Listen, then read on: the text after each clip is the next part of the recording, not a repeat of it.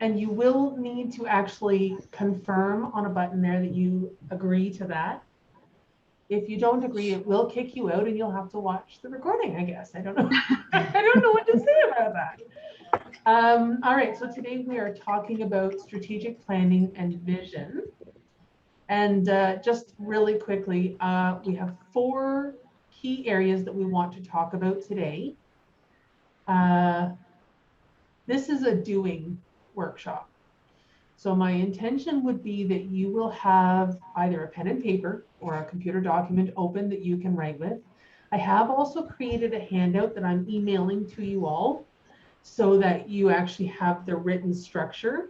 And that structure actually has space within the document to enter things. But my hope is that you're going to get started today in writing these things down so that when we get together for the one-to-one, you have already put some thought into the vital elements of a strategic plan.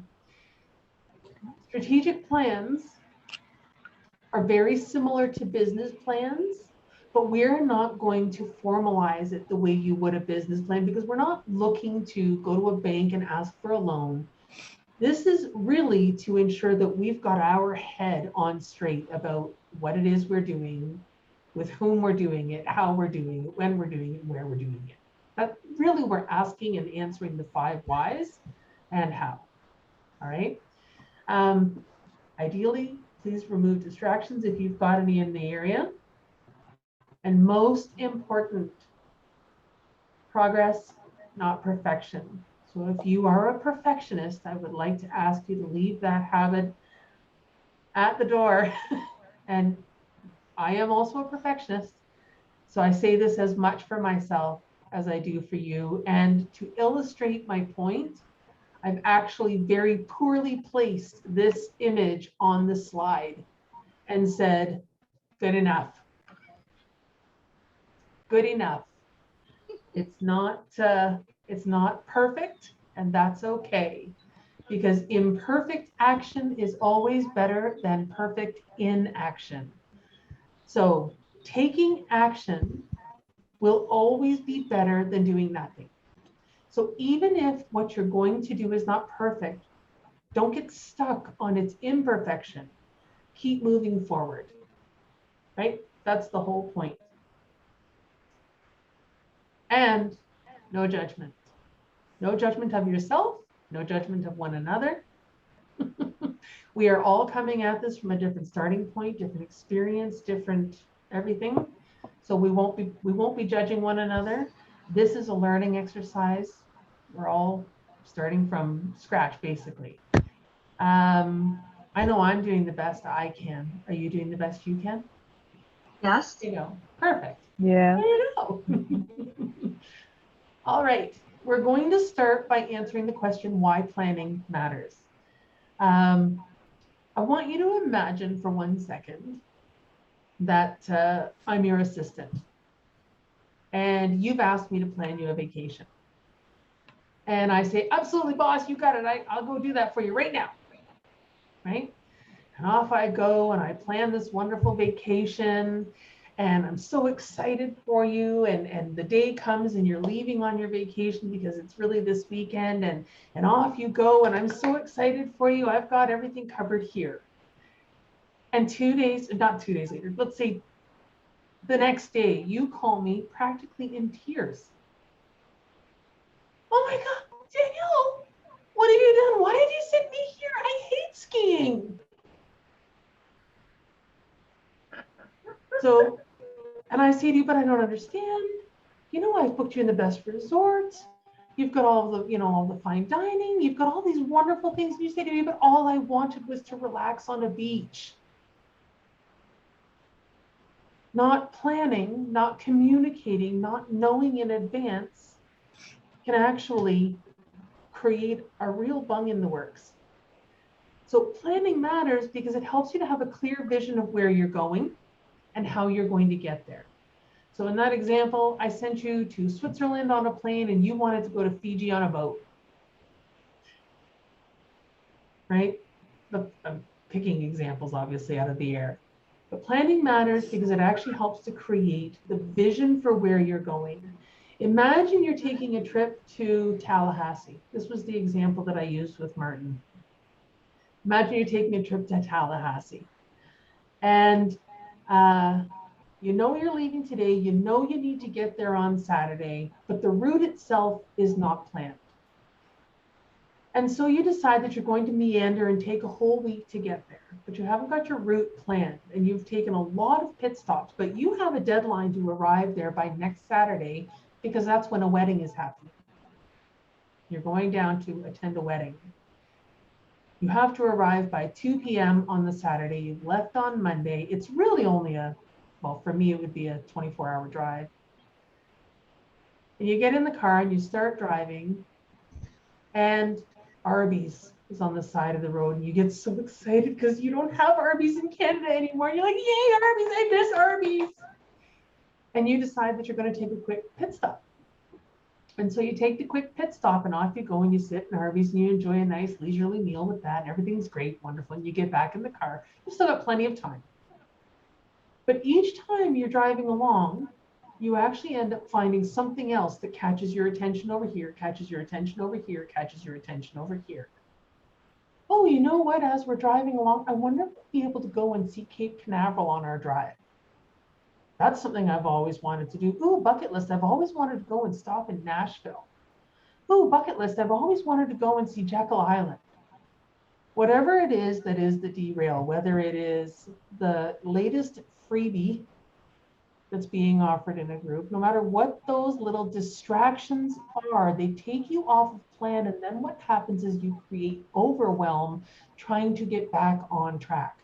So if you've taken all of those detours and derails and believing you had plenty of time, and then, oh my goodness, we're still in the Carolinas and it's Saturday morning, how will we get to Tallahassee by 2 p.m.? Does that example make sense about why planning matters? You've got to know what your checkpoints are. You've got to understand what your route is. You have to understand your timeline. Mm-hmm. Does all of that make sense? So that's why planning matters, and it's just as important in your business. Well, for the obvious reason that I said earlier about all the distractions taking you off track, trying all of the things, not actually reaching or speaking to anybody, but as a result of it. And this was something that Teresa and I were talking about before you came on, Tiffany, was knowing where to go to know who you're speaking with. And so that's part of the niching exercise, but understanding as a general overview of your business, this is your big picture view of your business. This helps you to know what your goals are. So what is your income goal? What is your price goal? How many people are you going to serve? How many leads does that mean you need to have? What skills might you need to develop in the meantime to be able to make that happen? And today, that's what we're really going to be talking about, is those key elements. The fact is, and does anybody know who Jim Rohn is? Jim Rohn's the guy that said, if you don't like where you are, you're not a tree, move. Yeah. That guy. Yeah. So if you don't design your own life plan, chances are you'll fall into someone else's plan. So someone else's plan can be as much that unknown that you've created simply by not being clear on where you're going, or it could be that other people are imposing it on you. Heaven knows I don't want to impose on you. My only interest in your business is that you succeed. How we get you there, I'm not married to. I have no special interest in how we get there as long as we get you there. So now we're going to do our first exercise. Stop, drop, and reflect. We are going to be doing actually just a little bit of looking back, because looking back and learning will enable us to move forward. So I'd like you to have your pen and paper ready, or your document open on your computer, however you're going to do this. These first few, we're literally just going to do them in the workshop. We're not going to deal much with them after the fact. These are preparatory exercises, okay? So I want you to take the next 6 minutes and I want you to reflect on these last 6 months. Teresa, I know you've been in business for the full 6 months. Tiffany, I know you haven't quite been, but there must have been a period of time where you were kind of thinking, you know, what am I going to do? All of these are part of building your business. So it's not necessarily from the day you started to launch. It's all of the prep work that's gone into it in the background. All of the research you did on the device, all of the research, like all of those things are part of it.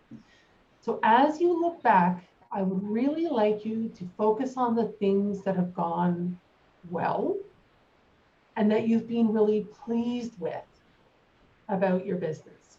And I'm going to give you 6 minutes to just write those down. As many as you possibly can. Try to get at least 10. Okay. But it's as many as you can write down.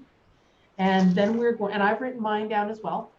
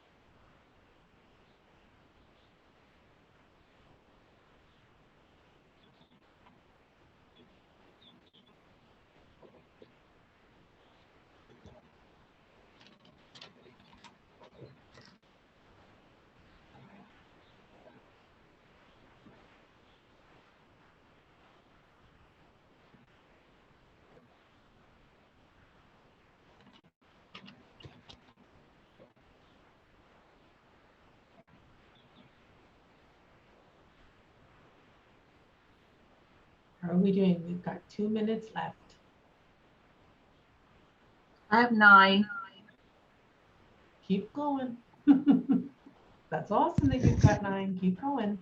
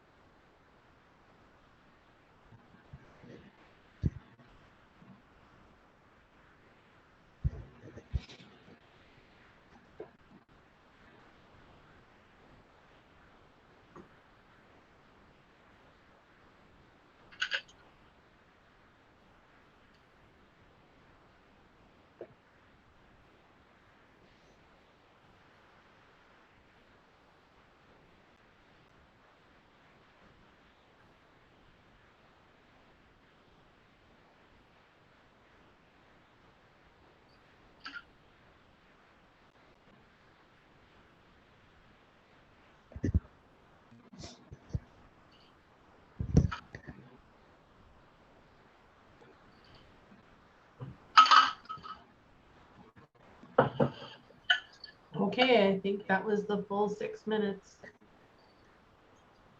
Assuming I looked at the time correctly and did my math right. Are we ready to move on from that? Would anybody be open to sharing any of their things that they're pleased about that's happened in the last few months for them? I'll share mine, even though I'm not exactly positive it fits the description. If it's a win, it's a good thing. Okay. So mine was staying on program for my own health goal. And that's part of my business because that is my advertising. Okay. Stepping out of my comfort zone with all the other things I've had to do, which is adding friends to Facebook, trying to create rapport with strangers, creating Facebook posts for my business, and sharing my personal posts. I was never, very rarely, a poster. Working on my lives, manifesting what I want, learning to talk nicely to myself instead of calling myself stupid. And I'm very pleased I attracted my first client. Awesome.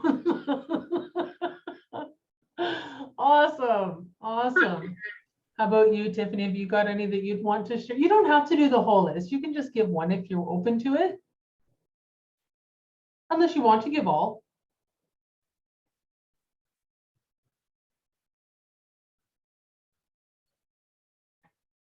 Oh, we can't hear you. I don't know what's happening. You're not muted. No, still no. Isn't technology fun?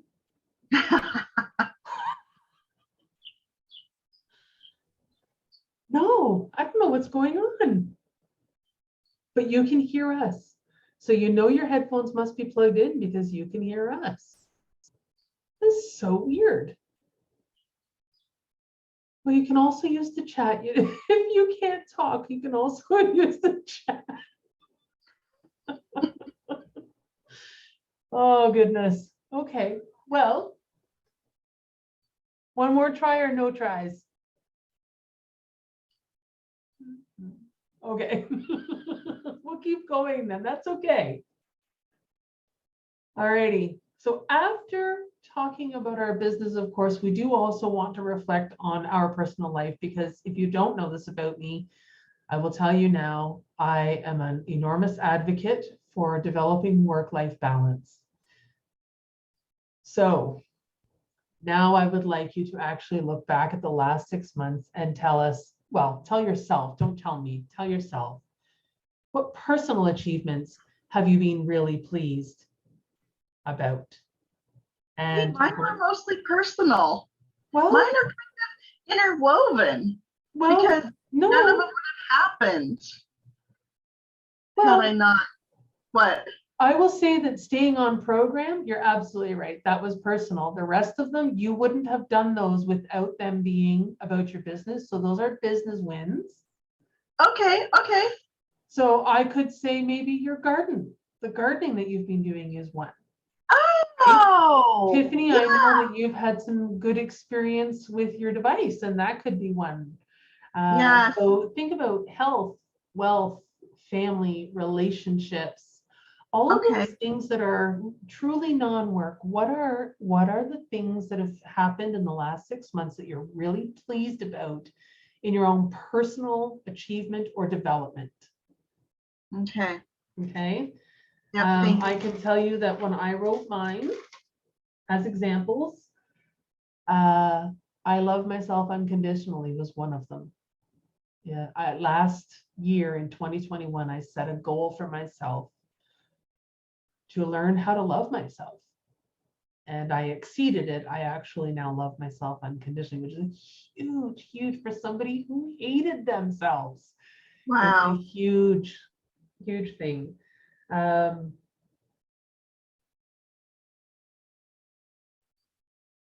Lots and lots and lots. Oh, I even wrote down about setting my boundaries with my mother. Lots of things, these lots of personal things. So now you've got 6 minutes starting now at 7:49. So at 7:55. Well, 7:55 my time, 4:55 yours.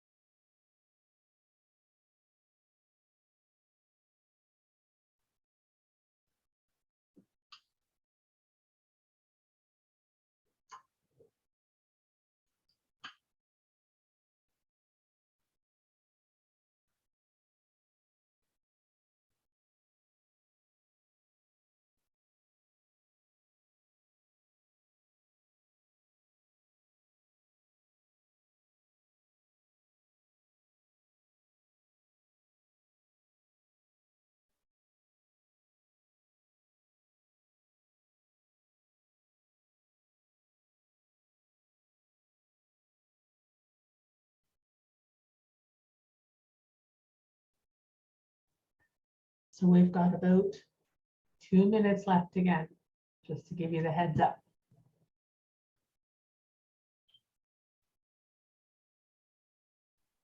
And just remember, these ones are designed to actually just get you in a positive frame of mind and remember what's been going well, so that as you are going forward, the momentum that's building, that's why we're looking back like this.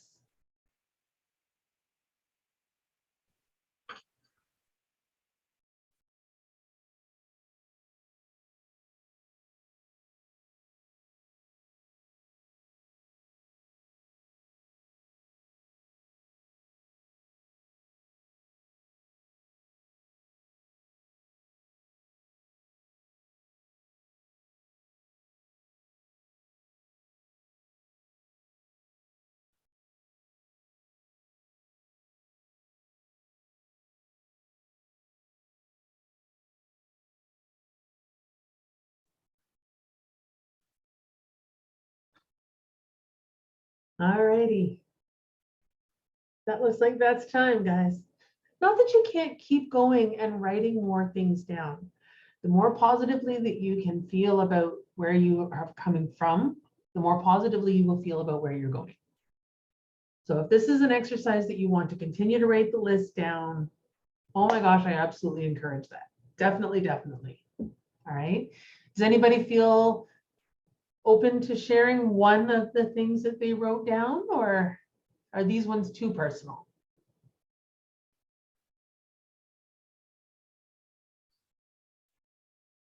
Too personal? I can tell by the look on your face.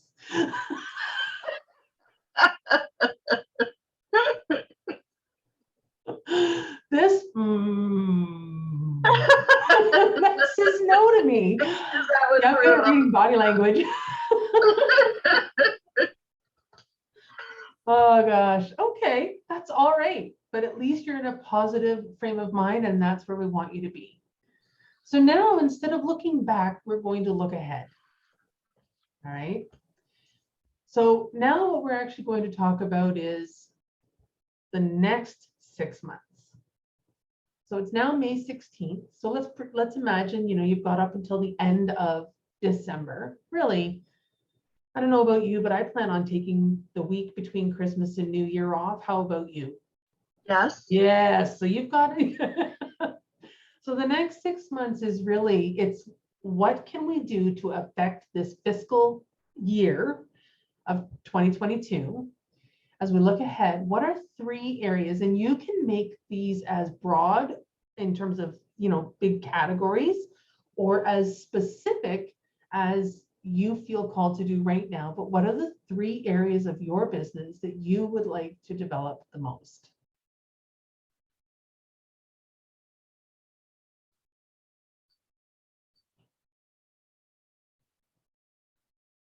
You might say something like, I'd like to hire a VA. You might say something like, I want to have consistent income, consistent and steady stream of clients. I want to work on my lead generation. I want to diversify. There's so many possible things that you can write down.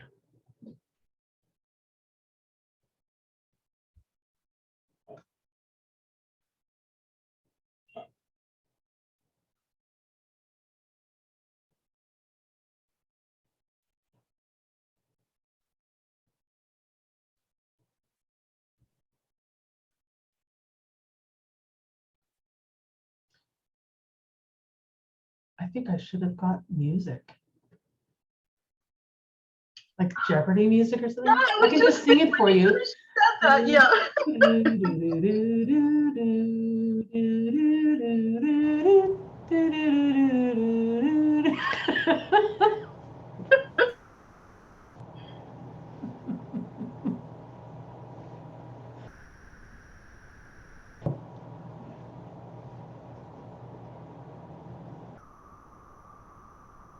Have you got all 3 written down, do you think, or you need a little more time?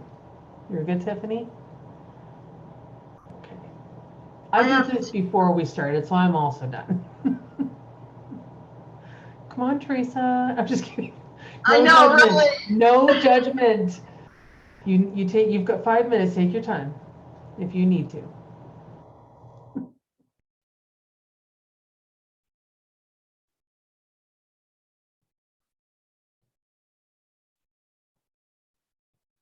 I just love the little guy with the microscope.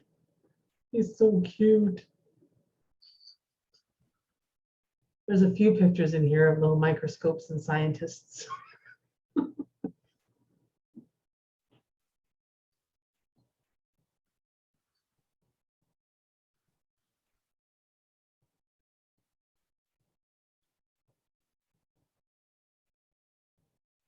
We do only have 1 more minute. I will give you that timer Okay. warning.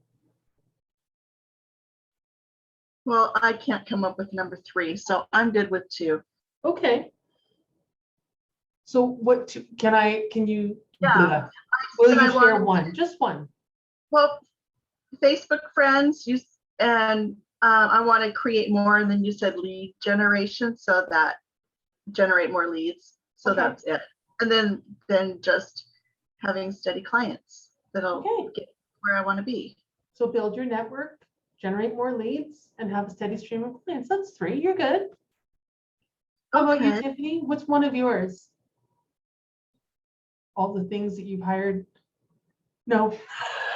I can sort of read lips. Can you hear me? Is what you said. Consistent income, is that one?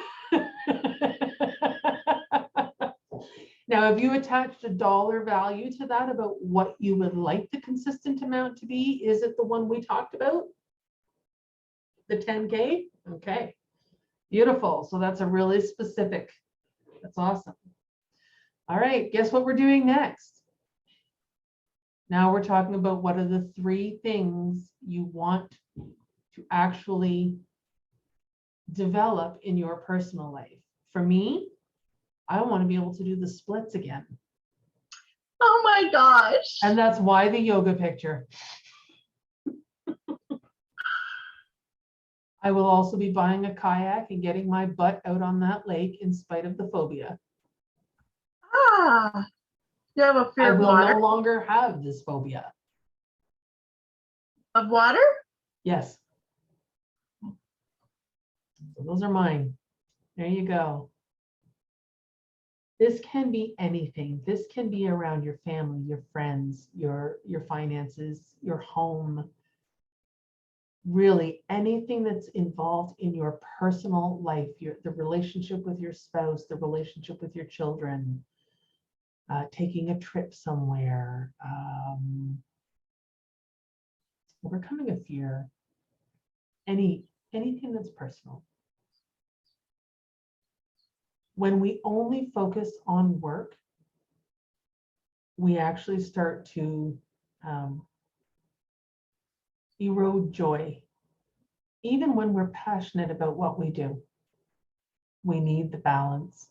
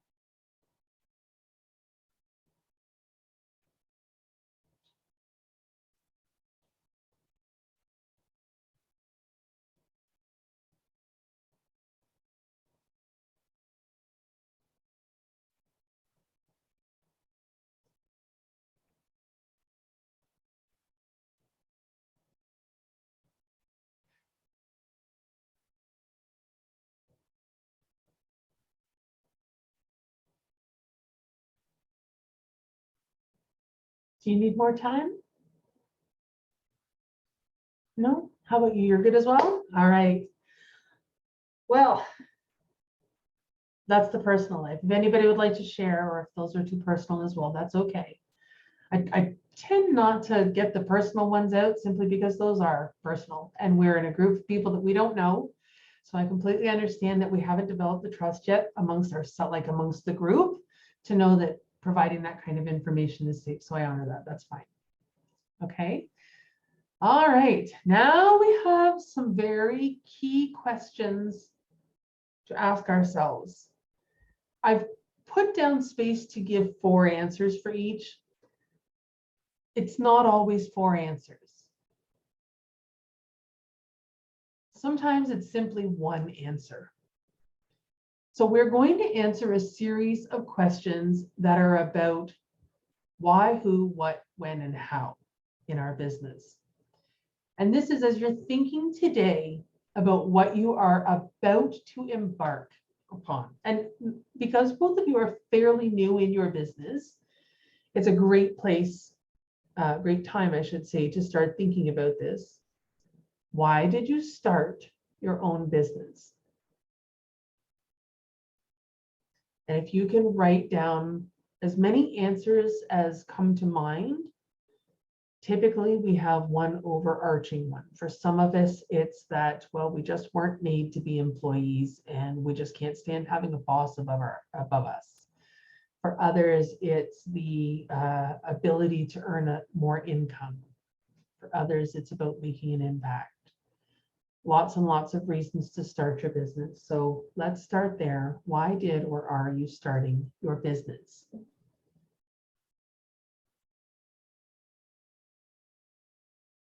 They can be practical, esoteric, spiritual. I guess it's esoteric, really.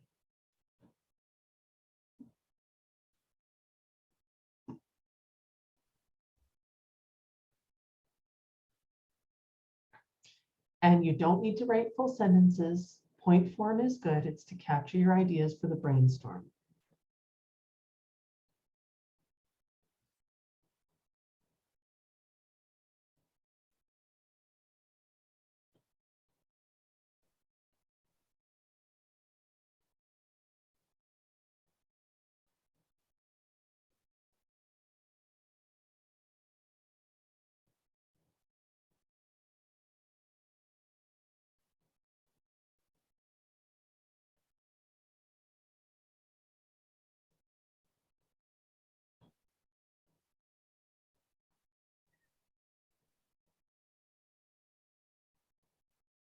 Are we good?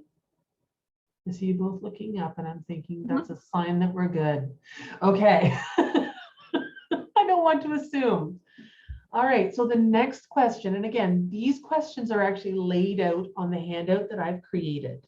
So this is why I'm making point form notes just for now. It's to get your mind in that space, and we can draw that out and make it much more complete when we're working together one-on-one. The next question, though, this is really about who you want to serve. So although this right now is saying, who is my target audience? Because we've not fully finalized your I help statements, who do you want to work with? What are the kinds of people? Are they men or women? Are they a certain age? Do they have a certain job? Do they have a certain personality type? What is the, what problems have they got? Those are the kinds of things. Who are you serving? So it may be that their issue is weight. It may be that their issue is osteoporosis. It could be that it's a health problem. It could be that they need to make more money.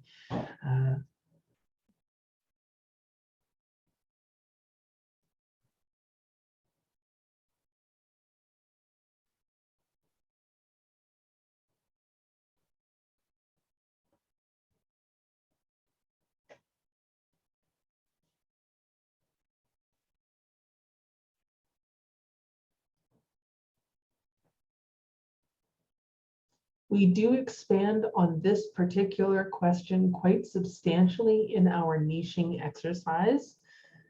So don't worry about being crystal clear on this one. Write down some thoughts about what's the kind of person. For example, I knew I wanted to work with kind people who want to make an impact in the world. They want to create a better world. And money is a means to an end. And they're highly analytic and detail oriented. They probably have some sort of expertise in their background that's health related in some way, shape, or form. These are the things I knew about the person I wanted to work with, because then we would have natural commonalities that would allow us to bond better. I knew that we would have rich conversations.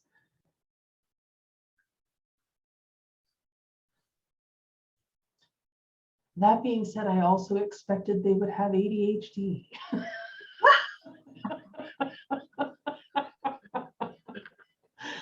I knew that it would be like corralling kittens, because I'm like corralling kittens sometimes. I love that.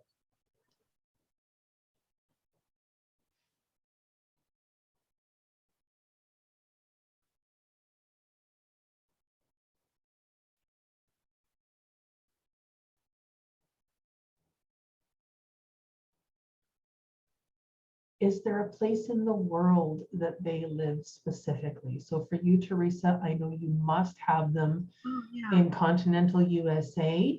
Oh, actually, can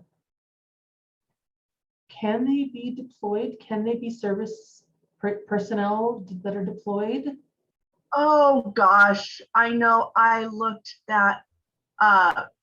I almost think the answer is no. So you do have a limit, though, that you can only work with people that are Yeah. in continental USA. So Yeah, that's and an I think it important thing to was understand. Puerto Rico Mhm. and U.S. Virgin Islands, I think. Oh, okay, nice.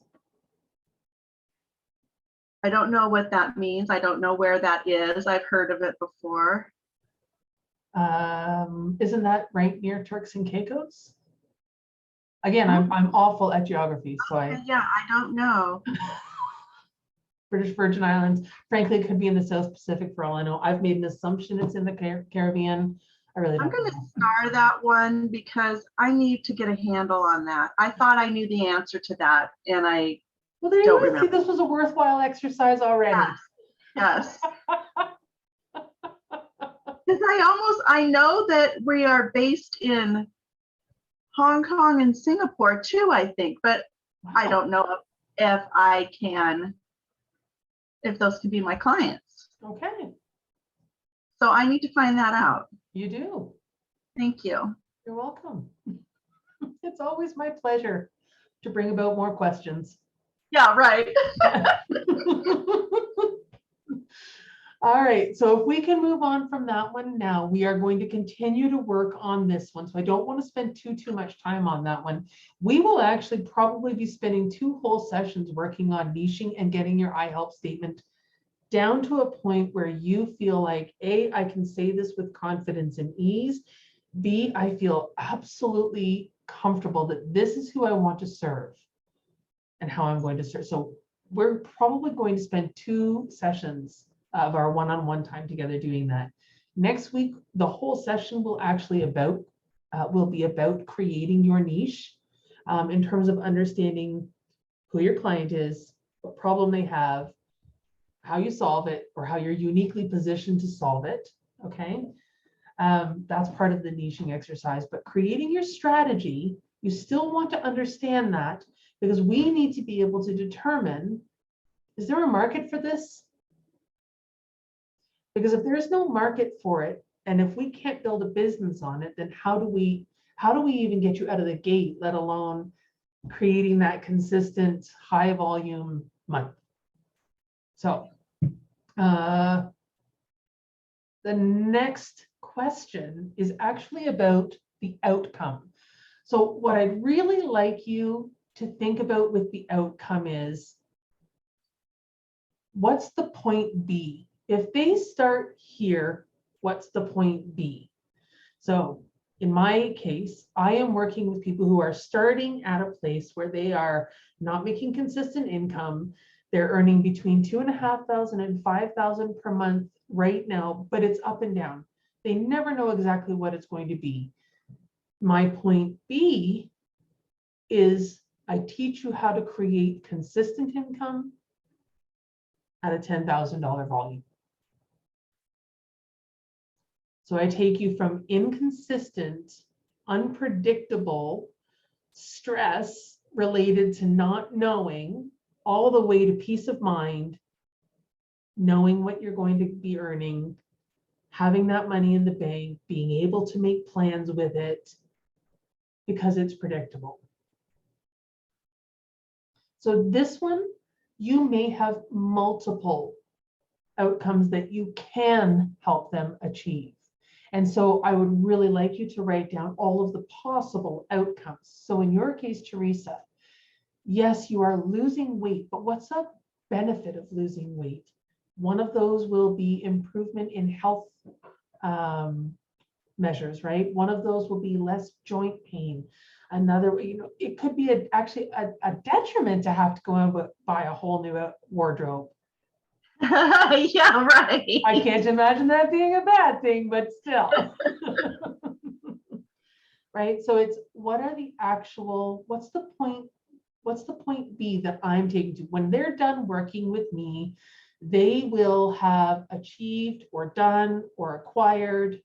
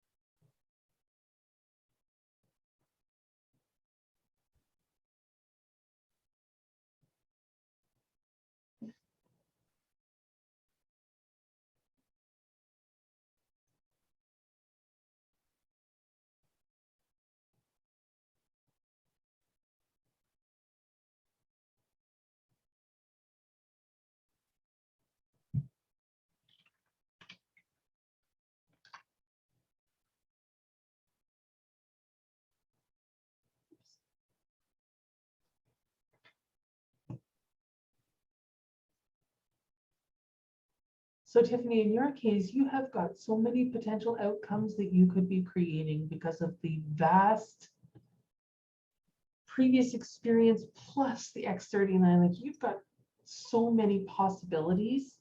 So you may be more inclined to do a larger health outcome. I can improve health. I could, unless you have decided that it's the ADHD moms that you want to work with, unless that's what you've decided, and then it's about the sleep deprivation, it's about the brain fog, right? Those are the outcomes that you can give her, is better performance in those areas. So okay, it's the X39, right? Am I remembering that right? Yes. All I could remember was LW because of the group LW. Lifewave, yeah. Oh, Teresa, just wait until Tiffany actually has a microphone that works and she tells you all about this incredible device, like incredible device. I look forward to hearing about it. Oh yeah, it is revolutionary.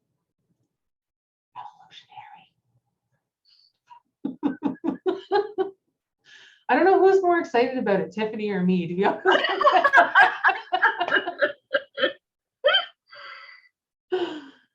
Oh gosh.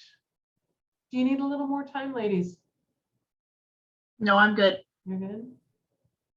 You're good? Is that it? You're ready to go? All right, perfect. All right. So then the next obvious question I hope will be, how do I help them achieve this? So both of you have a product base to your business, right? But I feel like there is also a coaching element to this. So Teresa, you offer support, guidance, cheerleading, bouncing ideas, tips, like you still offer those things. And although you're not, quote, charging for that service, it is one of the tools that you are going to use in your toolbox. So that's one of the ways that you're going to help them do that. The meals themselves, the fuelings, those are the other way, right? And for Tiffany, it's the combination of years of experience as a nutritionist, the X39, like you've got so many different elements. So we want to try to capture what are all the ways you could help. It doesn't mean you'll use them all, but what are all the ways you could help them to achieve this outcome? And that allows us to be able to pick through later and say, yes, I see how this fits. No, I don't see how that fits. But this is a brain dump, and I'll stop talking now.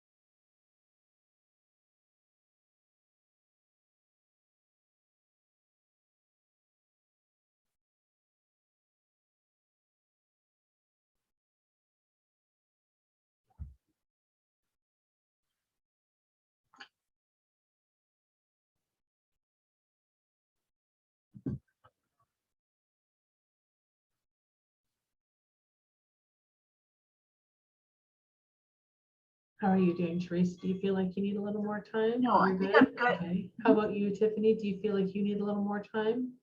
You're good? Good. Okay. All right then. So now that we have all of those questions, we've now started to get to a place where we can start to think through what's our I help statement going to be, because we've now started gathering the information that we need. We've identified who I'm helping, what is the point A to point B. The only thing that we haven't discussed yet is how, in terms of what is the method. Now, Teresa, yours, of course, is pretty much provided for you. You don't have a lot of tailoring that you can do in there. So yours is going to be very easy to finalize from the how perspective. Tiffany, yours might be a little bit more difficult just because we're trying to figure out what are the pieces that you're going to be able to bring in and how do we clearly communicate the outcome that you can provide without overwhelming people with the enormous amount of support that you can provide. So the I help statement has three components to it, really. And it is I help who create with, have, make, produce, put your action word in. So I help who, my target audience, verb in terms of action word, point A to point B. So when I first started, my I help statement was I help spiritual women in business say swear word. I don't want to say it here, but say profanity to perfectionism and people pleasing through my one-to-one coaching or through one-to-one coaching. So who is the spiritual woman in business? Do what? Finally say goodbye, perfection and people pleasing, right? In a one-to-one coaching model. My current one is I help online female coaches create consistent $10,000 months using Facebook groups. Does that mean I only help people create a strategy that is specifically a Facebook group? No. However, if somebody has been wondering, should I do a Facebook group? Should I do a page? Should I do sales pages? Should I do that? Should I do this? I have now created an I help statement that very clearly zeroes in on one of the options they've been exploring, and it just so happens to be the freest of the options. So that makes it appealing in the sense that I'm saying, oh, you can create a $10,000 month without putting money into marketing. And I can show you how to do that. So the purpose of the I help statement is to really summarize the whole.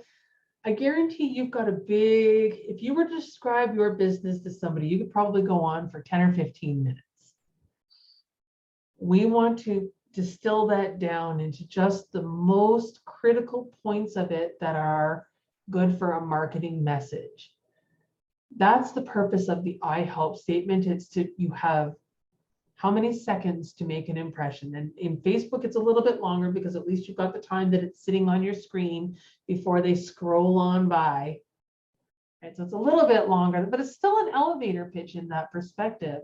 So we really want to distill it down to the very bare minimum that communicates the things that make that person go, oh, it's not. It doesn't mean that that's the only way you're going to help them. It just means that that's the one that gets their attention, draws them in, that makes them go, well, that's interesting. Marketing is designed to give people what they want, right? What do you want? I want whiter teeth. I want, I want a healthy lifestyle. I want to be out on the beach playing in white clothing.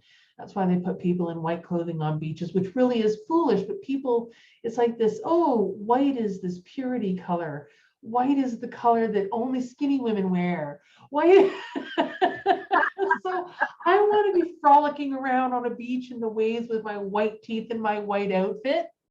And it's really just designed to sell toothpaste, right? But it gives the impression of this beautiful lifestyle. So that's what our I help statement is really meant to do. It's to draw attention to us by saying, hey, look, I've got what you want. And you give them what they want up front, but then as you're actually working with them, you give them what they actually need in the background. So for Teresa, people don't care probably that they're going to learn to change their eating habits. What they care about is that they're not fat anymore. And I'll say that because I'm fat. So I'm taking that word back. I'm owning it. Okay. Don't use that word in your marketing, just FYI. I Okay. know it. But we all relate to it, don't we? But we do relate to it. And this is the whole, right? So this is the challenge. How do you balance between not being offensive and actually saying what people want to hear? However, the I help statement does not want to be in any way repulsive. It wants to be fully attractive. So how do we attract people to pay attention is the point of the I help statement. So we make it clear by saying, I help this kind of person who has this kind of problem achieve this kind of result using this strategy. And the strategy in my case started off as a one-to-one. It might have been, so imagine we were talking about my Modere business. We might say, I help mature women turn back the clock 15 years using my clean living supplements.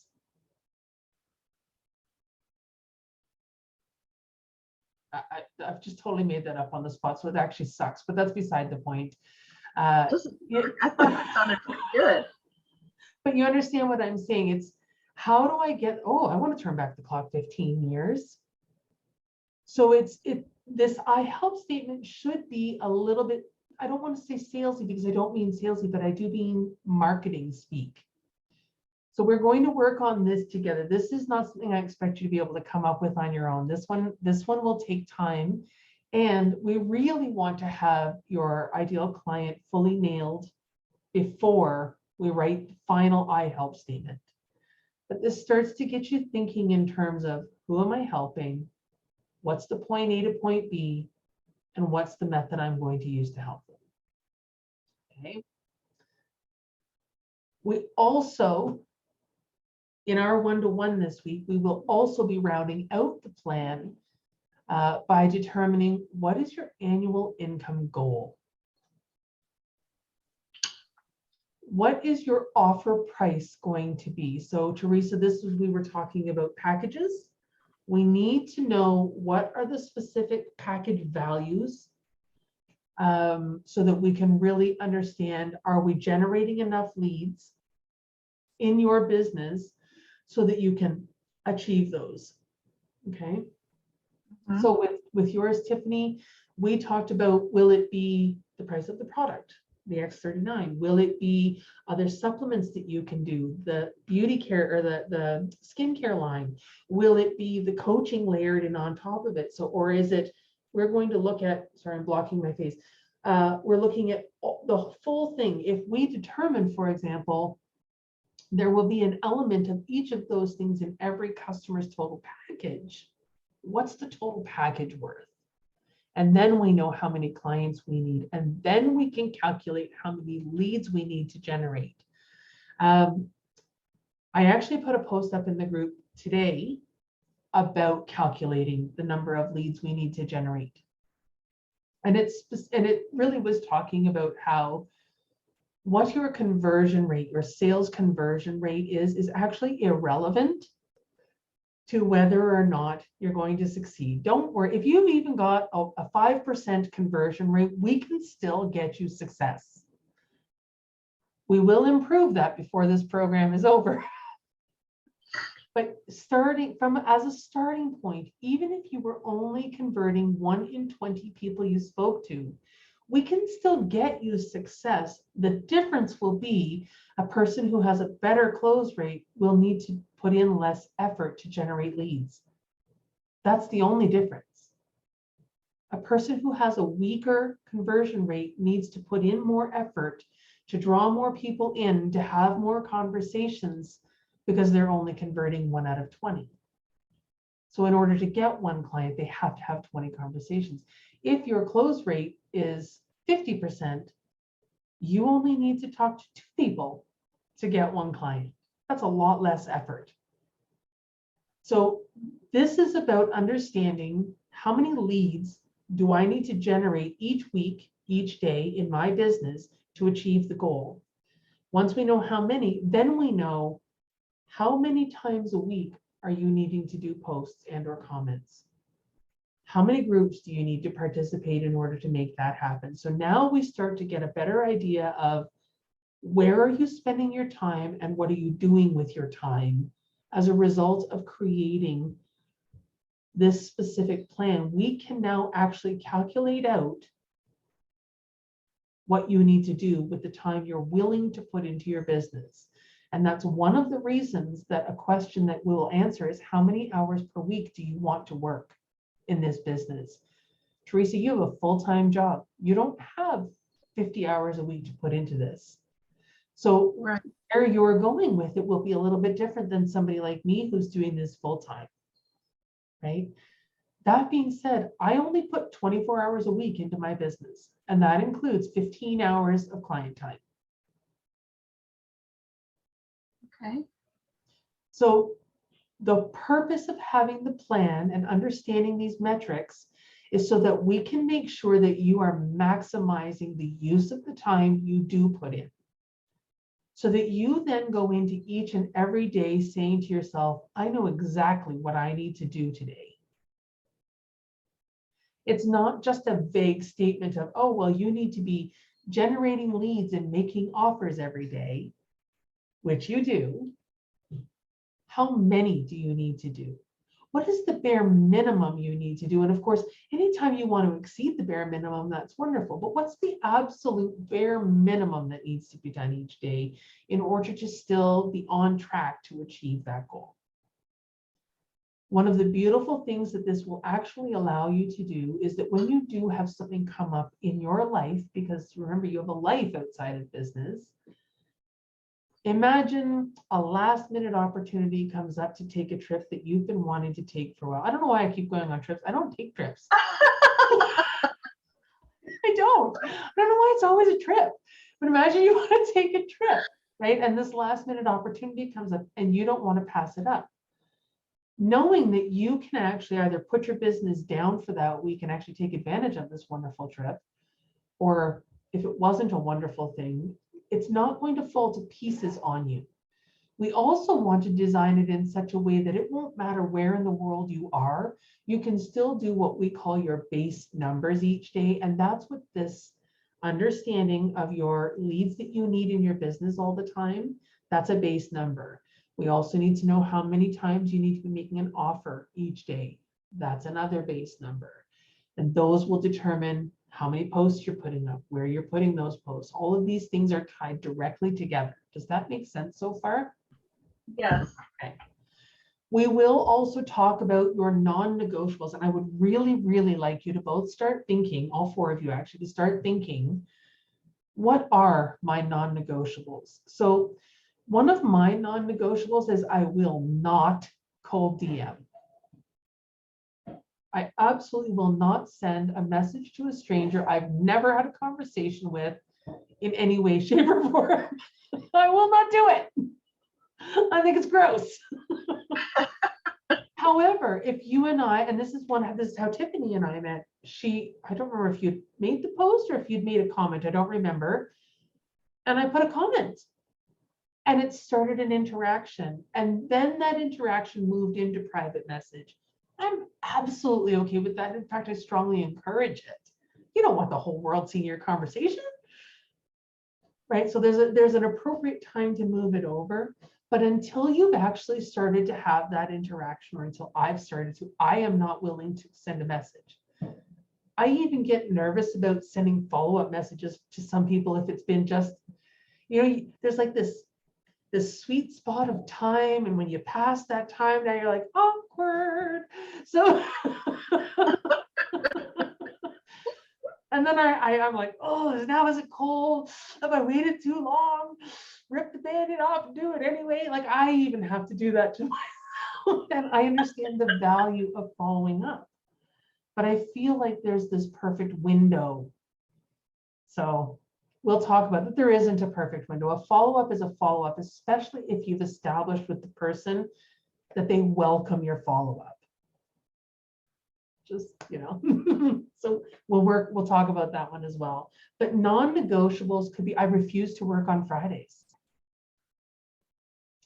Non-negotiables could be, I absolutely refuse to start a Facebook group.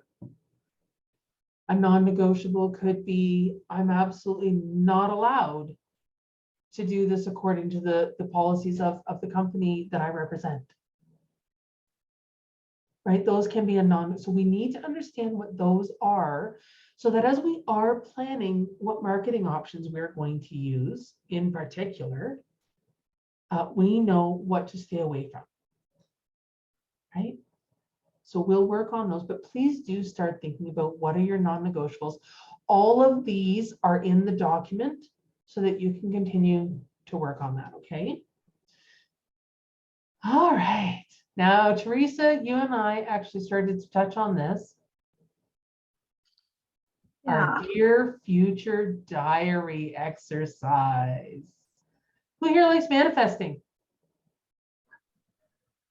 I see some hands. Hey, that's what we're doing with this exercise. Good. Now, if you don't know this about me, I always will seek the science in the woo-woo.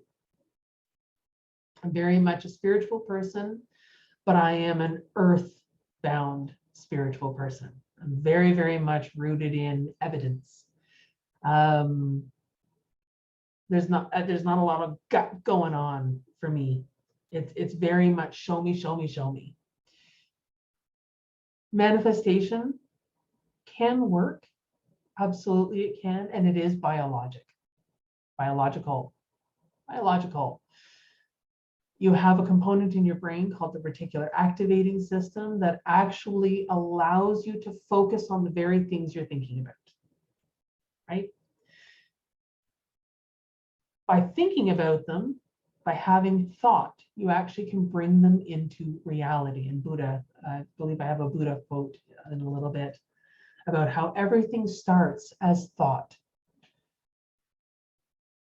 The Dear Future Diary exercise really is a manifestation exercise. So knowing that you're open to that, and I know the others are as well, knowing you're open to that is actually an important component of this actually working. So if you're going to do it by a matter of, oh God, here's another exercise I have to write out, then don't do it.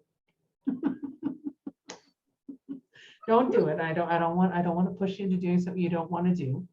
But here is a gentleman, his name is Patrick Grove, and he actually is an entrepreneur. He started a company back in 96 or 1999. You may have heard of it. It's called CAPTCHA. And they are one of the large, you've heard of those? Okay. So Patrick actually uses what is almost identical to the Dear Future Diary exercise. And what I want to do is I want to actually share this YouTube video where he is talking to Vishen from the Mindvalley. If anybody follows Mindvalley, yes, I knew that. There you go. So this exercise, he's going to talk about how it actually works for him and how it actually helped him to grow this multi-million-dollar incredible organization, global organization. So let us go to the other screen. Share my sound so you can actually hear it. That's an important element of that. All right, can you see my mouse and can you see the guy with the flower in his hair? Perfect. Yes. So this is a much longer video. We're only going to the snippet where he's talking specifically about this. I'll actually make it bigger. You ready? Awesome. In terms of the journaling, I've been a huge, Vishen has been a huge influence in my life. A lot of the Tony Robbins material has been hugely influential. And, I read once somewhere that people who write down their goals and had been proven, had a far greater chance of achieving their goals as opposed to people who would just think about it and think, oh, well, I want to have a nice house or a nice car and a beautiful family, versus the people who actually wrote it down somewhere in a journal or in a Word document or put it on a poster on the wall. And so what I did about 10 years ago is I started, it's quite interesting, I started journaling, and sometimes I would do it in a notebook, sometimes I do it in my laptop, and I would literally, for the first few sessions, I would write down and complain about all the things in my life that I hated my body, I hated my, that my business was small, I hated that we lived in KL, why didn't we live in a cool city like New York or whatever. And once it was kind of like released, once I got all that negative energy out of the journaling process, then I started thinking, hey, you know what? Why don't I start journaling about what do I actually want out of my life? And so I started writing out, okay, I want to live in a better home. I want to have an amazing relationship with every member of my family. I want to have amazing friends like Vishen. Maybe I don't see them every week or every month. Maybe I see them once a year, but we're still the closest of friends. I want to be able to travel. Maybe I live in KL. Let me find great things about KL, but at the same time, let me travel to great cities that inspire me. And so what happened is that, number one was I started using the journal to complain. And once I got that out of my system, then I started using the journal to envision what it was I wanted to get out of my life. And then I think where I made the biggest breakthrough, and that was kind of around the time I was home, is that I wasn't using the journal no longer to write down what I wanted. I was using the journal process to write down how do I get what I want. And I think that was the biggest breakthrough that I had, and you think about it a lot, is that a lot of people, when they're thinking in their mind, they're always asking themselves, why? Why did this happen to me? Why am I not happy with my body? Why am I not happy with my bank account? Why don't I go on great holidays like all those people on Instagram that I follow? Why don't I have great, cool, inspirational friends? And once you stopped using why as the beginning of every question that you ask yourself and started replacing it with how, and then I started using the journal process. Like, how do I have more inspirational friends? How do I go on more inspirational holidays? How do I have a better body? How do I have closer relationships with my brother, my mother, my father, my friends, and so on? And so when you saw me that day, the question that I was trying to answer myself is, I was like, it was funny. It was more kind of, it's kind of like going to the seminar. Sometimes you need to step outside your comfort zone and just kind of shock the system. And I feel like I actually have picked that at the wrong spot. And did we lose Tiffany? Oh, I do. I think we Yeah. lost Tiffany. That's weird.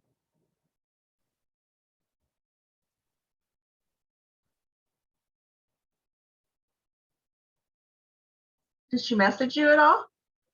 No. I'm going to have to find that video because I think I actually went. There are two spots in the video that are of interest. The one that's actually talking specifically about the Dear Future Diary entry concept was not that. He was talking about how he was, so it's got to be later. And so I will send you that. And Okay. it'll still be in the video as well, okay? My apologies. That's what happens when you do it too late in the day. No, that's okay. Yeah, there you go. You had talked about coming up with a handout about, I don't know if it was how to get started or It's actually whatever. the instructions for how to do it. So, all right. I'm just going to, oh, there she is. I see your name. Hey, there she is. All right. So the steps themselves, what you need to do is I want you to select a date in the future. Whether it is a month from now, 6 months from now, 5 years from now, 3 years, 2 years. The date is irrelevant, but choose a future date. When I wrote mine on December 31st of this past year, I dated it December 31st of 2022.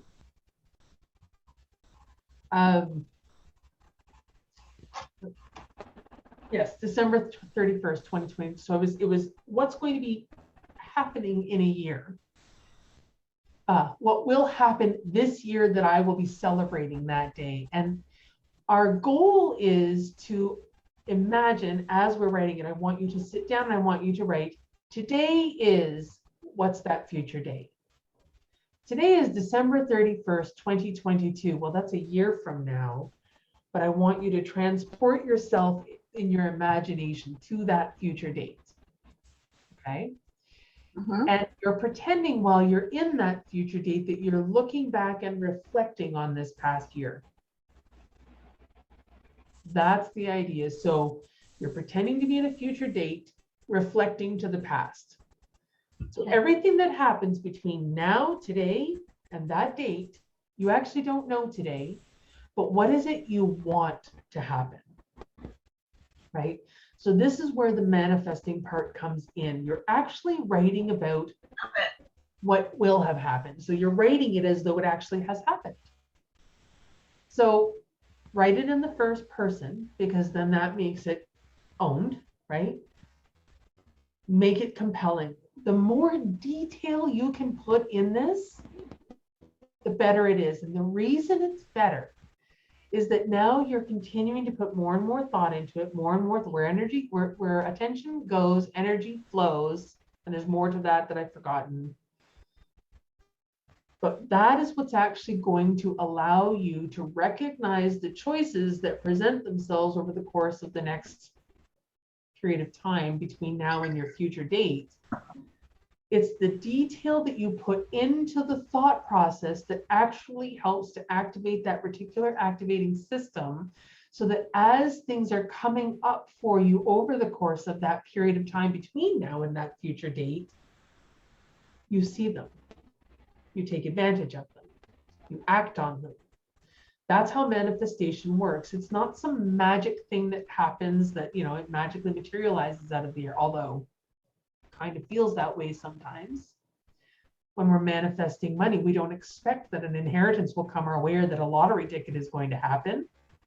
And it feels like magic, right?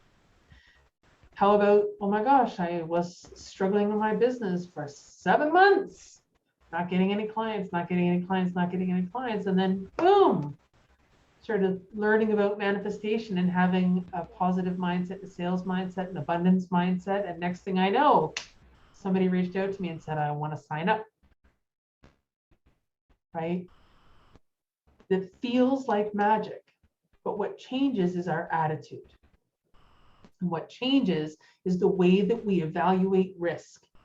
And what happens is we evaluate risk differently. We see our choices differently. We actually recognize choices that get presented in front of us. That's the science behind manifestation. It doesn't matter if it actually is magic or not. It doesn't matter if it feels like magic, as long as it's happening. But when we put our attention on it, we become more aware of the steps that are necessary to get there. Once we know our destination, we now can create a roadmap to get there. So just like you're doing a strategic plan to understand where you want your business to be and how you want it to evolve, this is the same idea, only now it's adding an imagination element to it. Now you can go wild. Why can't you have a private jet in 12 months? Who knows? You might have a multi-billion-dollar business between now and then. We have no idea what's going to happen between now and then. There is no dream too big to write in your Dear Future Diary exercise, okay? So I'm going to give you a couple of examples. One second, I don't know if that is in the way for you to see as well. All right, Dear Future Diary, it's December 31st, 2022, and wow, what a year I've had. In fact, I can hardly believe all that I've achieved in the last 12 months. Right now, I'm sitting in my favorite cafe writing this entry. I've got a delicious lunch next to me. Why not describe what that actual lunch is? For me, it might be that wonderful Milestones, fantastic roasted mushroom soup that I love so much, with a crusty baguette. And who knows what it's going to be, but I've got a delicious lunch next to me and I'm savoring my cappuccino as I sit here and relax. This is what I do every Friday now. I have the day completely to myself to work strategically on my business, and that has been a game changer. I've spent the year working on my business and have the systems and processes to show for it. My team has grown from 2 staff members to 8, and they're the most dedicated, kind team members I could ever ask for. I found the perfect person to step up into my senior manager role, and her attention to detail is just what I needed. So do you see how you're designing what is it that's going to come to me this year? You're really starting to tease out little pieces. And even this, I would say, is not detailed enough. I would say that this isn't detailed enough. Mine said after, 2 or 3 pages, after I finished talking about all the wonderful things that would be happening in my relationship with my husband, moving to New Brunswick, starting our homestead, where the greenhouses are, how many acres we have, blah, blah, blah. My coaching business is flourishing beyond my wildest dreams. I've already made not already, I scratched that word out, it's December 31st. I've made $150,000 this year, and the amazing women I get to work with fill my cup in ways I didn't expect. I have found my calling. I am helping them achieve $10,000 months consistently in less than 3 months, faster than I had planned or believed possible. People are actually achieving their outcomes within 2 months. Sorry, I've moved the thing over there. So I'm actually trying to be very, very detailed, because now I actually am thinking, how do I help them get to this in only 2 months? Now I'm actually paying attention to what are the ways I can make this dream a possibility. My Dear Future Diary entry is 5 handwritten pages, single-spaced handwritten pages. There is no set length that this should be, but just know that the more detail you put into it, believe it or not, the more likely it is to come true. All right, another example. Dear Future Diary, or Dear Diary, it is September 5th, 2024. So here's an example of one being a little bit further on in time. Dear Future Diary, it's September 5th, 2024. And as I sit in my New York apartment, I can't believe I've actually done it. I relocated to New York and set up my design studio. I moved to New York 2 months ago, and I am absolutely loving city living. My apartment is the perfect depiction of a New York loft apartment with its high ceilings, wooden floors, and huge industrial windows. So we're starting to understand, she's starting to actually pull out some of the very detailed features of it. My house has a library in it and a particular color of leather couches and overstuffed armchairs, and so the more the more detail you can put in is it makes it more compelling for you. And this is not a document that's intended to be shared out. This is like a step, like truly dreaming and putting pen to paper about what that dream is, and being very, very specific, so that as things are coming up, you can grab hold of them. You're not letting opportunity pass you by. It's not going shoo because you didn't see it, you didn't realize what it was going to be. Blah, blah, blah, about how I've also met someone, he's kind, handsome, and works as an editor, and goes on and on to talk about what will that relationship be like? How will she feel? What are the things that they do, right? Oh, he thinks I'm funny and we have the best time together. All right, so there are some specific sections that I recommend including. Your work, absolutely, because this is actually part of your strategic planning process. Obviously, I won't work in there. How much growth do you want? Do you want to add any team members? My goal is to have a VA before the end of the year, and quite possibly to hire somebody to moderate my group. What's a VA? A virtual assistant. Oh, okay. So an admin assistant that works online, right? All of the things around your work that you can think of, put those in there. Your home life, how are you spending your time? What's your work-life balance like? What's your lifestyle like? Are you living that Beverly Hills life now? Or are you enjoying that more laid-back homestead life that I want? Tiffany is, by the way, and I'm very jealous. Good for her. What does it look like? You know, if you feel like I want to do work on this home, what's that work? If it's a matter of I want to relocate, where? What does the house look like? How many stories does it have? What color is it? Okay. Partner and kids, your friends, if that's an area of importance to you, fitness and health, spirituality, and really anything at all.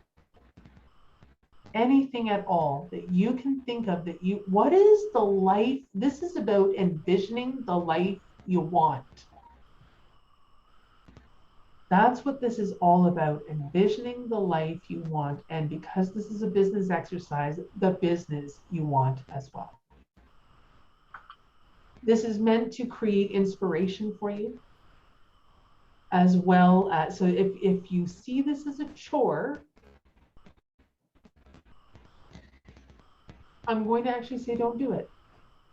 If you feel like it's a chore rather than an exciting opportunity to envision your future, that's okay. I don't want you spinning your wheels doing something though that you're like,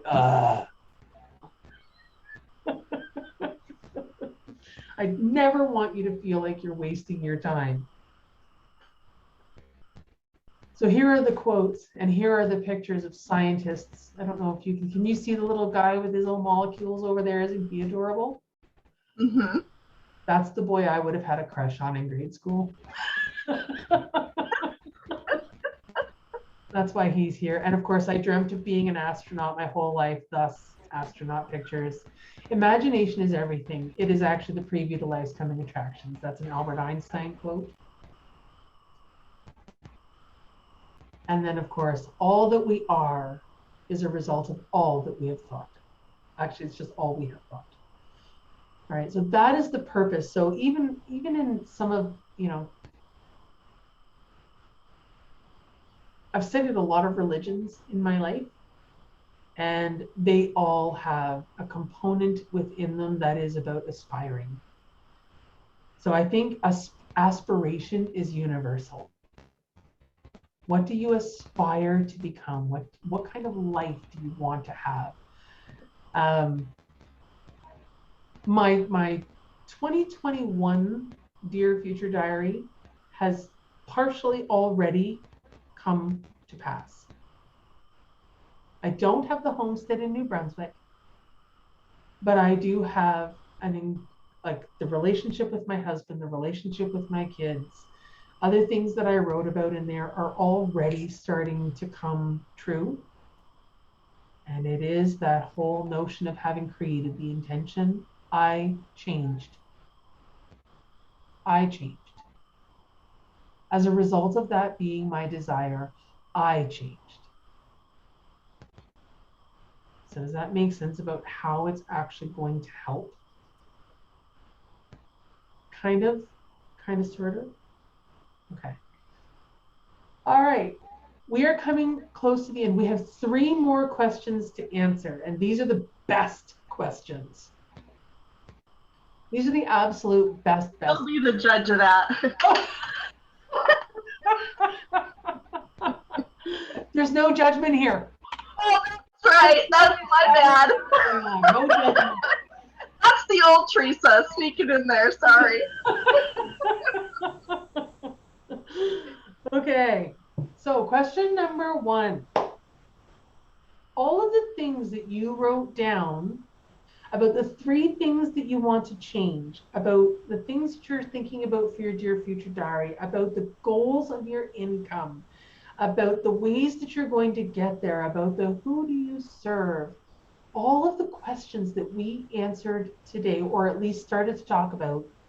The next evolution of your thought process is to say, okay, thought without action, it's ether. Thought with action is matter. So we want to actually make this a reality. And in order to do that, we need to take action. So what needs to happen in order to make this vision a reality? And in this case, I will encourage you to write down as many things as you can with a minimum of 3. A minimum of 3. What needs to happen in order to make that a reality? Do you want a couple of minutes to start jotting those down? The actual what needs to happen? We got 5 minutes. Oh, we've got 3 minutes because we're over time. I don't believe it. I know you're shocked.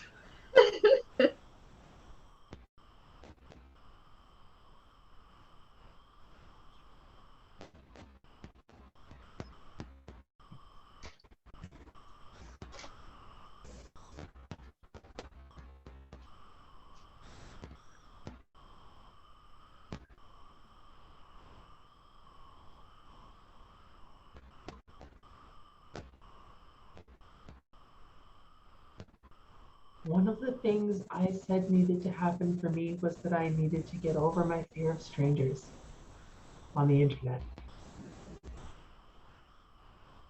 My number 1 is believing I can do it. That's an excellent one to reset. Excellent. Yeah. I love that. I have total faith in you. I know you can. You're right. I know you do. And that's awesome. But you're absolutely right that until you do, right? Until you do, whether you think you can do a thing or whether you think you cannot, you're right. You'll get sick to death of hearing me say that, Tiffany. So true, though. It is so true. What, that you'll get sick of it? No. Oh, I can hear you. I think I heard you giggle. Oh, can you hear me now? Yes. Oh, now that the whole thing's over, of course. Yeah. Okay. That's all right. That's all right. You'll be on and ready next week. It's okay. All right. Do you need a little more time? I was interrupting you with talking. No, I'm okay. I'm good. Okay. So just as I was saying that the thing that changed was me, now I need you to ask yourself, who do I need to become to make this vision a reality?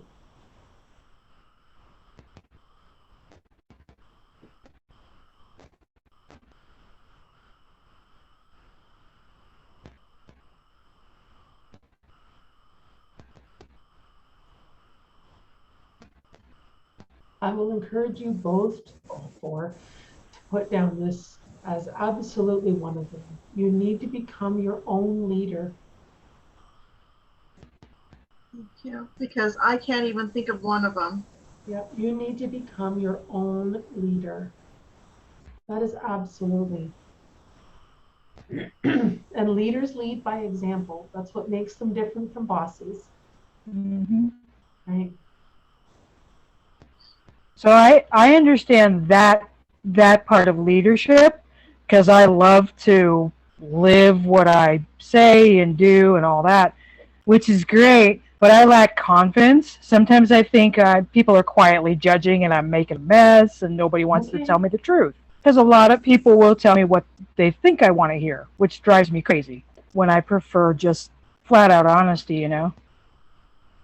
So we might want to look at how do we encourage that? How, especially in your messaging, how do we encourage that kind of uh, I don't want to say blatant honesty, but But be honest. yeah, deep honesty that Yeah. I don't know. When I worked with the psychology degree originally with counseling, you don't want people kind of glossing over things and pushing things to this.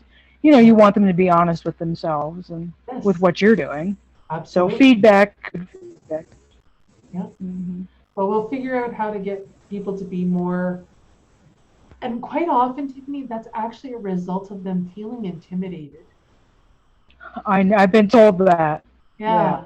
So you can't control how they feel. You know that, I know that. You can't Right. control how they feel, but if maybe we can figure out some way to preempt that notion of, look, I'm not.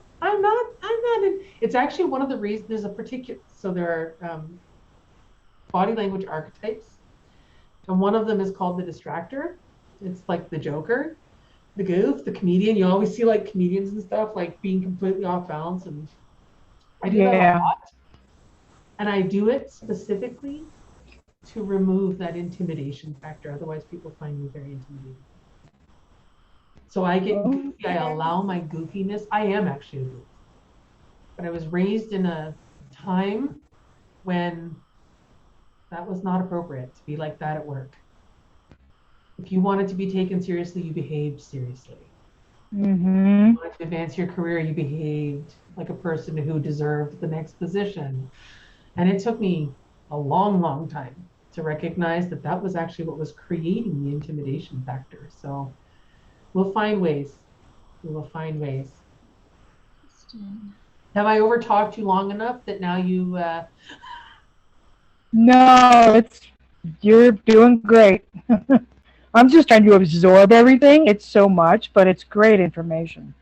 And we are going. This will be available as a replay. So that part is it'll be posted tomorrow. I'm going to send you. I've got so many things to send you. I don't want to dump it all on you at once. That will be overwhelming. So I'm working on how do I layer those things in so you're not feeling like, wow, do I need to read all of those documents? No, no, you don't. Do I need to watch all those videos? No, no, you don't. They're only available if you want them. Okay, so now the final question. Drum roll, please. That was probably really bad for the recording, so sorry about that. The final question is, now that we know what needs to happen, who you need to become, what support do you need to make this vision a reality? Support can come from more than just the coach. Although I'm obviously going to be one of the elements in there, it could be, for example, your son doesn't need daycare anymore, Tiffany, so we won't use it. But imagine your child was still young enough that they needed daycare. That's a support that you might need. Uh, uh, Somebody doing the cooking, that could be a support that you need. As you just said, Tiffany, about being real, being honest, telling the truth. Don't tell me what I need to hear. I need people to tell me what I really need to know, not what they think I need to hear. That's one of the other things that I've got written down. Um, tech support. Tech support was another one I wrote. Because if you know me, you know I have a few technical difficulties every time. Look at Teresa rolling her eyes and shaking her head. In this group who can help us out. No, Phyllis isn't in this one. My tech and automation guru is not. I am learning. I'm practicing so that I can be a little bit more seamless. You're doing great. Practicing. Yeah, I'm trying. My bigger problem is running overtime. So that's my big one that I'm working on. I have so much to say and it becomes confusing. All right. So have you got a few things, even one or two ideas written down about what support do I need to make this vision a reality? Okay. That's it. So the rest of the work that we're going to be doing is going to be happening in our one-on-one sessions. For this strategic planning one, I will say to you, expect that we will run 90 minutes. We will not just be 1 hour. I am going to be sending you an email first thing tomorrow morning, my time, so it'll be in your inbox before 6 a.m. that has a link to this replay, a copy of the handout from what we talked about today, so that you can just remember what all the things were and maybe have, like if you did rough notes, now you have a good copy that way. And to schedule your one-to-one call with me. So the link will be in that email as well to book that one-to-one call. And if you want your appointment tomorrow, there are still appointments tomorrow. It's the first thing when you get up, go and quickly book a time. Or if you want to tell me right now what time you want, if you want it tomorrow, I'll just book it in for you. If you would rather Wednesday, then that's also fine. You can book that at your leisure when you get the link. But if you want time tomorrow, I believe my 7 a.m. is already taken, and I believe my 5 p.m. is taken. So that's your 2 p.m. and your 4 a.m. are already taken. Okay. Right. I'd like to do mine in the morning tomorrow, maybe before I start work. So do you want the 7 a.m. time? Like well, your 7 a.m.? I'm thinking my 6 a.m. Or 6 a.m.? Okay, so 9 a.m. my Would time. that be 9? Yeah. Do you have 9 available? I do. Okay. Okay. And that's for Tuesday. Okay. And that can be my set time. Okay. That works for you. That works for me. So And you make think that it'll be an download. hour? So tomorrow, because you need to be able to get to work, we'll try to cram it into that hour, Teresa. I can go a half hour late because I can make it up on the other end. Okay. As long as you'll be able to, then that's fine. I just don't want you to feel rushed. So it'll be 90 minutes. 90 minutes. Okay, gotcha. Okay. Would you also like to meet tomorrow, Tiffany, or do you want to wait until Wednesday? Tomorrow? Yeah, tomorrow's good. Okay. And what time works for you? Usually right around my lunchtime. Your lunchtime. You got it. Yeah. So that's going to be my time. Okay. Tiffany. And do you want it every Tuesday as well, Tiffany, or at that time? Yeah, that would be good. Okay. That would be good. You got it. So then you know every Tuesday at noon I'm booked. Okay, perfect. Okay. I did not stop and ask if you had any questions as we were going along, just because there was so much to get through. So I will take a pause, a breath here before I say goodnight, and invite you to ask me your questions. Any questions so far? I don't think so. No? Okay. I know this is a lot of questions. And right now you're going, I don't even see how these connect together. Connecting together will happen tomorrow. I actually have a structure that we're going to be placing the answers to your questions into. Okay? Okay. All right. Okay. Well then. All right, ladies, my absolute pleasure to spend time with you. Thank you so much for coming. And I look forward to seeing you both tomorrow in our one-on-ones. Awesome. Thanks. Thank you. Wonderful. Thank you. Thank you. Good night. We'll see ya. Bye, Tiffany. Bye. Bye.